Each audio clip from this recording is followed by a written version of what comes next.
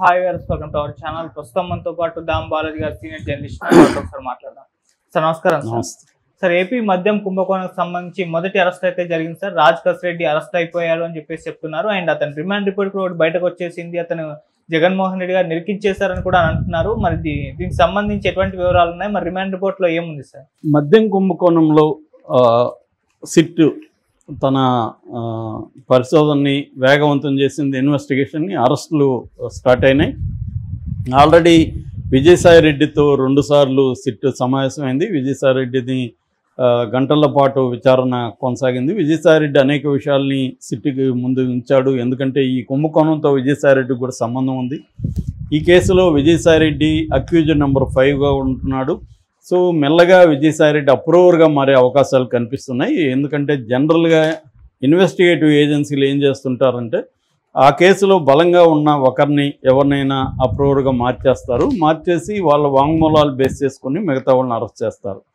ఎందుకంటే మిగతా రకాలైన ఎవిడెన్సులు రకరకాలుగా ఉంటాయి. మెటీరియల్ ఎవిడెన్స్ కావచ్చు, డాక్యుమెంటల్ ఎవిడెన్స్ కావచ్చు, లేకపోతే హ్యూమన్ ఎవిడెన్స్ కావచ్చు, ఇలా రకరకాలుగా ఉంటాయి. ప్రధానంగా ముఖ్యంగా రాజకీయ ప్రేరేపిత కక్ష పెట్టే కేసులంతా కూడా జనరల్ మోడస్ ఆపరెండి ఏం జరుగుతుందంటే ఆ కేసులో ఉన్న ఒకరినో ఇద్దరినో అప్రూవల్గా మార్చేయడం, వాళ్ళని 164 స్టేట్మెంట్లు జడ్జి దగ్గర ఇప్పించడం, దాన్ని బేస్ చేసుకొని మిగతా వాళ్ళని అరెస్ట్ చేయడం అనేది జనరల్గా ఇది మన దేశంలో జరిగేది. ఢిల్లీ లిక్కర్ కుంభకోణంలో కూడా సేమ్ ఇలాంటి ప్యాటర్నే జరిగింది. దాంట్లో ఉన్న అరవిందో శరత్ చంద్రారెడ్డి కావచ్చు, ఇంకొంతమంది బుచ్చిబాబు కావచ్చు, ఇలాంటి వాళ్ళని అప్రూవల్గా మార్చుకున్నారు. వాళ్ళ స్టేట్మెంట్లు బేస్ చేసుకొని కవితను అరెస్ట్ చేశారు, కేజ్రీవాల్ని అరెస్ట్ చేశారు, ఆపులో ఉండే మిగతా వాళ్ళని అరెస్ట్ చేశారనమాట. అంటే ఎవరి మీద మనం కక్ష చేయాలో దీనికి సంబంధించి ముందుగానే ప్లాన్ చేసుకొని వేరే వాళ్ళని కూడా దాంట్లో ఇరికించడం, వాళ్ళ అప్రూవల్గా మారిపోయారని చెప్పడం, ఈ ప్యాటర్న్ ఒకటి కనిపిస్తుంది. ఇప్పుడు ఈ మద్యం కుంభకోణంలో కూడా తెలుగుదేశం కూటమి ప్రభుత్వం ఇదే ప్యాటర్న్ని అనుసరిస్తున్నట్టుగా మనకు కనబడుతుంది. సో మొత్తంగా మద్యం కుంభకోణంలో 29 మందిని అక్యూజ్డ్గా ప్రజెంట్ చేర్చారు. అందులో జగన్ అయితే లేడు. మళ్ళీ కూడా జగన్ని చేర్చే అవకాశం కూడా లేకపోలేదు. అయితే ఇప్పటి వరకు ఈ కేసులో ఏం జరిగిందంటే, 1 విజయసాయి రెడ్డిని విచారించారు, 2 మిథున్ రెడ్డి, పెద్దిరెడ్డి రామచంద్రరెడ్డి కొడుకు, జగన్కి చాలా క్లోజు మిథున్ రెడ్డిని కూడా దీంట్లో విచారించారు. ఆల్రెడీ మిథున్ రెడ్డి సుప్రీంకోర్టు వరకు వెళ్ళి కొంత ఊరట అంటారు కదా, అలాంటి ఊరట అంటే ఈ మంత్ ఎండ్ వరకు కూడా ఆయన్ని అరెస్ట్ చేయొద్దండి అని సుప్రీంకోర్టు చెప్పింది. విచారణ జరగబోతుంది కాబట్టి ఆ మేరకు ఆయన అరెస్ట్ చేయలేదు. బట్ విచారణకైతే ఆయన కోఆపరేట్ చేయమన్నాడు. ఆయన కూడా కోఆపరేట్ చేస్తున్నాడు, వచ్చాడు. ఇక కసిరెడ్డి రాజ్ రెడ్డి, ఈయన పూర్తి పేరు కసిరెడ్డి రాజశేఖర్ రెడ్డి, రాజ్ కసిరెడ్డిగా ఆయన మార్చుకున్నాడు. ఆయన ఎన్ఆర్ఐ.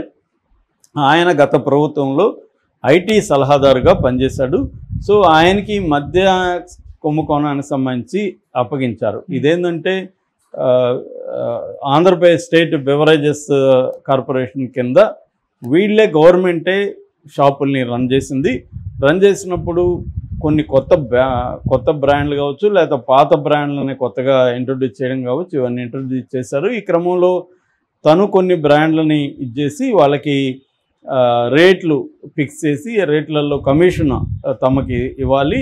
అది నెలకు 60 కోట్ల వరకు వసూలు చేశారు. ఈ కమిషన్ ఎవరు ఎక్కువ ఇస్తే వాళ్ళకి కోటా కూడా, అంటే సప్లై ఎక్కువగా ఉండేట్టుగా కూడా ఇతను చూసుకోవడం. దీనికి సంబంధించి విజయసాయి రెడ్డి చెప్పిన దాని ప్రకారం వాళ్ళ ఇంట్లోనే 2 మీటింగ్ జరిగినాయి. బట్ డబ్బులు ఎవరికి ఎన్ని పోయినాయని నాకు తెలియదు అని ఆయన చెప్పేశాడు.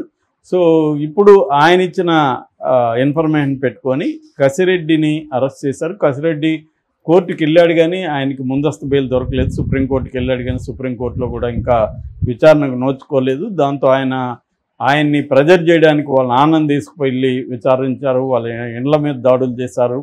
ఇవన్నీ చేయడంతో కసిరెడ్డి రాక తప్పలేదు. ఆయన దుబాయ్ నుంచి హైదరాబాద్కి వచ్చాడు. విచారణకి కోసమే ఆయన వచ్చినప్పటికి కూడా ఆయన్ని శంషాబాద్ ఎయిర్పోర్ట్లో పట్టుకొని తీసుకెళ్లారు. దాదాపు 12 గంటల పాటు, అర్ధరాత్రి 3 దాకా చేశారు, మళ్ళీ మార్నింగ్ చేశారు. 12 గంటల పాటు ఆయన విచారించారు.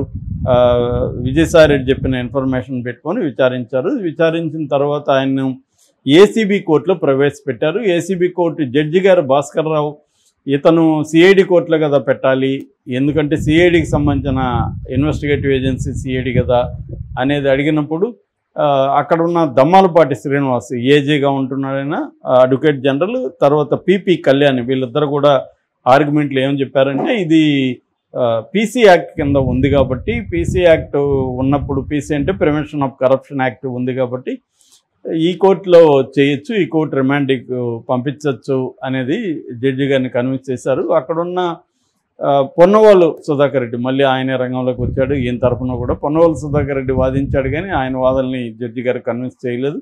ఎందుకంటే ఇది బిగినింగ్లో ఎఫ్ఐఆర్లో పీసీ యాక్ట్ పెట్టలేదు, ఓన్లీ రిమాండ్ రిపోర్ట్లు తీసుకొచ్చారు అనేది ఆయన మెమోలో పెట్టలేదు అనేది ఆయన చెప్పాడు.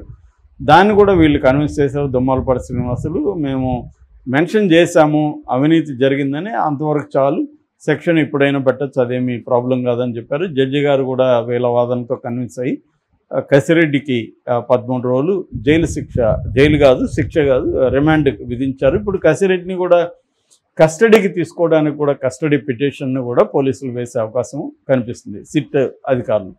అయితే ఇక్కడ ఇప్పుడు ఒక వార్త వైరల్ అవుతుంది, అదేంటంటే వీళ్ళ రిమాండ్ రిపోర్ట్లో కసిరెడ్డి, కసిరెడ్డి ఇది జగన్ చేయమంటేనే నేను చేశాను, డబ్బులంతా కూడా జగన్కే వెళ్ళాయి, జగనే మాకు ఈ స్కీము ఎలా చేయాలి ఏంటి చెప్పించాడు, దీనికి సంబంధించి విజయసాయిరెడ్డి, మిథున్ రెడ్డి, సజ్జల శ్రీధర్ రెడ్డి, వాసుదేవ్ రెడ్డి, మేము అందరూ కూడా విజయసాయిరెడ్డి వాళ్ళ ఇంట్లో 2 సార్లు సమావేశమైనాం, ఎలా చేయాలి అవన్నీ కూడా మేము చూసాము. విజయసాయిరెడ్డి కూడా దీంట్లో భాగమే, ఆయనకి తెలియదు అనేది అబద్ధం, ఆయన కూడా ఇన్వాల్వ్ అయ్యాడు. అట్లాగే సజ్జల శ్రీధర్ రెడ్డి, వాసుదేవ్ రెడ్డి ఎండి దానికి కార్పొరేషన్ అయ్యాడు. ఇదంతా మేము సత్యప్రసాద్, అసిస్టెంట్ సెక్రటరీ సత్యప్రసాద్కి అప్పగించాం, దీన్ని గ్రౌండ్ లెవెల్లో ఎట్లా చూడాలి అనేది. అట్లాగే ధనంజయ రెడ్డి జగన్ కార్యదర్శి, అలాగే జగన్కి ఓఎస్డీ ఉన్న కృష్ణమోహన్ రెడ్డి కూడా దీంట్లో ఇన్వాల్వ్ అయ్యారు. ఇవన్నీ ఆయన చెప్పాడు, కన్ఫెషన్ రిపోర్ట్లో డీటెయిల్గా చెప్పేశాడు. సో జగన్ని ఇరికిచ్చేశాడు అనే వార్తలు అయితే వస్తున్నాయి. అయితే ఇక్కడ మనకి అర్థం కావాల్సింది ఏంటంటే రిమాండ్ రిపోర్ట్ అనేది ఎప్పుడు కూడా ఫైనల్ కాదు, అథెంటిక్ కాదు. రిమాండ్ రిపోర్ట్లో కన్ఫెషన్ రిపోర్ట్ కూడా యాడ్ చేస్తారు. కన్ఫెషన్ రిపోర్ట్ మీద ఇతను సైన్ చేసి ఉండాలి. ఒకటి సైన్ చేసున్నా కూడా రేపు కోర్టులో నన్ను పోలీసులు బెదిరించి సైన్ చేసుకున్నారు, కన్ఫెషన్ రిపోర్ట్లో ఉన్నదంతా అబద్ధం అని కూడా చెప్పచ్చు. ఇక్కడేమో అసలు